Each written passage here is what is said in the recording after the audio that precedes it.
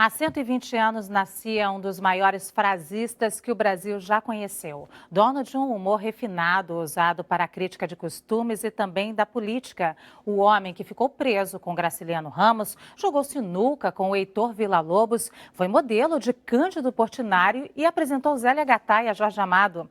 Estamos falando do Barão de Itararé.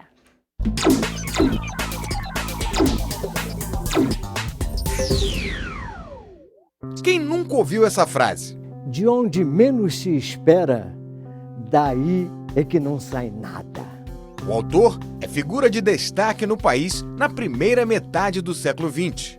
Quando o pobre come frango, um dos dois está doente. Fernando Aparício de Brinkerhoff Torelli, o Barão de Itararé, agitou a vida política brasileira e deixou marcas nas gerações seguintes de humoristas. Adolescência é a idade em que o garoto se recusa a acreditar que um dia ficará cretino como o pai. Gaúcho da cidade do Rio Grande, nasceu em 29 de janeiro de 1895. O jornalista Cláudio Figueiredo pesquisou a vida do barão. O resultado está reunido neste livro. O humor pode ter sido a defesa encontrada para se proteger da vida difícil. A mãe cometeu suicídio quando ele tinha apenas 18 meses. Além disso, Aparício Torelli se casou 4 vezes. Ficou viúva em 3. Viu 2 dos 5 filhos morrerem. Trabalhou nos jornais O Globo e Amanhã. Os textos quase sempre satirizavam políticos da época. Tudo é relativo. O tempo que dura 1 minuto depende de que lado da porta do banheiro você está. Em 1926, criaria A Manha, tabloide de circulação nacional. As crônicas continuavam ácidas. Com a Revolução de 1930, Torelli se intitula como Duque de Itararé, herói fictício da batalha que nunca aconteceu e que leva o nome da cidade paulista na divisa com o Paraná. Semanas depois, como prova de modéstia, se rebaixa a barão. Aquilo, a princípio, era uma brincadeira que, quando ele fez aqui no jornal, em 1930, provavelmente não pensava aí que aquilo ia durar. Uma brincadeira que ia durar talvez 2 semanas e tal, mas foi tal o sucesso daquilo que ficou para a vida dele toda, né? A ponto de até todo mundo chamava ele de barão. Até os filhos dele falavam, o barão, o barão. O que se leva desta vida é a vida que a gente leva.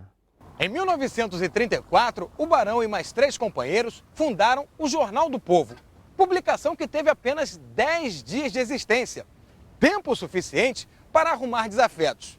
Depois de uma série sobre João Cândido, o marinheiro negro, líder do movimento de 1910, conhecido como a Revolta da Chibata, Aparício Torelli foi sequestrado e espancado por oficiais da Marinha que nunca foram identificados. De volta à redação, o barão mandou colocar na porta de entrada uma placa com os seguintes dizeres: entre sem bater. Foi opositor de Getúlio Vargas, a quem conheceu na juventude. Esquerdista militante, foi um dos fundadores da Aliança Nacional Libertadora. Passou 1 ano preso. Na casa de detenção do Rio, conheceu Graciliano Ramos. A convivência com Torelli foi retratada no livro Memórias do Cárcere. Que presepada é essa? É festa de barão. Nos anos 1950, a situação do jornal criado por ele não ia bem. E depois de algumas tentativas de relançamento, A Manha deixa de circular definitivamente em 52. O humor era deixado meio de lado. Em 1963, recebe um convite para conhecer a China. Passa por Praga e por Moscou. Quando volta, o barão surpreende os amigos. Se dedica a assuntos como filosofia hermética e astrologia e passa a se isolar. Então ele passou a explorar outros aspectos da vida intelectual dele, e era um cara extremamente curioso, muito irrequieto. Era uma figura, um personagem extremamente rico, assim, e era tão multifacetado, ele não se esgotava na figura do humorista. Ele é um cara que tinha uma curiosidade intelectual muito grande, entendeu? Aparício Torelli morreu só em 1971, aos 76 anos, dormindo no apartamento dele, no bairro das Laranjeiras, zona sul do Rio. Mas o legado do barão permanece. Eu cavo, tu cavas, ele cava, nós cavamos, vós cavais, eles cavam. Não é bonito, nem rima, mas é profundo.